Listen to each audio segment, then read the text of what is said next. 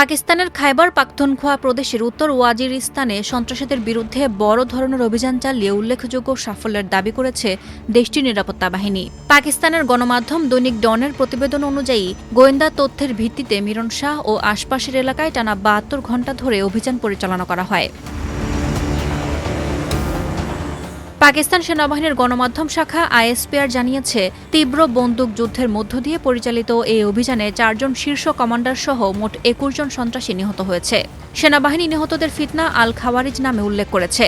পাকিস্তান সরকার ও নিরাপত্তা বাহিনী সাধারণত নিষিদ্ধ ঘোষিত তেহরিক-ই তালেবান পাকিস্তান বা টিটিপি এবং এর সহযোগী গোষ্ঠীগুলোকে বোঝাতে এই শব্দ ব্যবহার করে।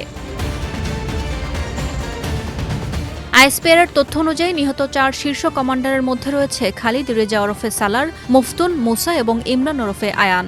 নিরাপত্তা বাহিনীর সদস্য ও বেসামরিক নাগরিকদের উপর একাধিক হামলার ঘটনায় তারা মোস্ট ওয়ান্টেড তালিকায় ছিল। গত সপ্তাহে শুরু হওয়া এই অভিযানের আগের ধাপেও ২৭ জন সন্ত্রাসী নিহত হয়েছিল। সব মিলিয়ে এখন পর্যন্ত নিহতের সংখ্যা বেড়ে দাঁড়িয়েছে ৪৮ জনে। অভিযানে সন্ত্রাসীদের আস্তানা থেকে বিপুল পরিমাণ অস্ত্র, গোলাবারুদ ও অন্যান্য সামরিক সরঞ্জাম উদ্ধার করা হয়েছে। সেনাবাহিনী জানিয়েছে, এলাকায় লুকিয়ে থাকা অবশিষ্ট সন্ত্রাসীদের নির্মূল না হওয়া পর্যন্ত অভিযান চলবে। এদিকে বান্নু জেলাতেও পৃথক অভিযানে কুখ্যাত জঙ্গি নেতা আক্তার মোহাম্মদের ঘনিষ্ঠ সহযোগী শহীদ নামে এক কমান্ডার নিহত হয়েছে। একই সময় অপহৃত ২ ব্যক্তির মরদেহ উদ্ধার করেছে পুলিশ।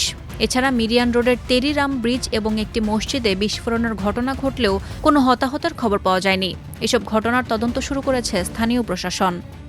সাদিয়া ইয়াসমিন, প্রথম আলো।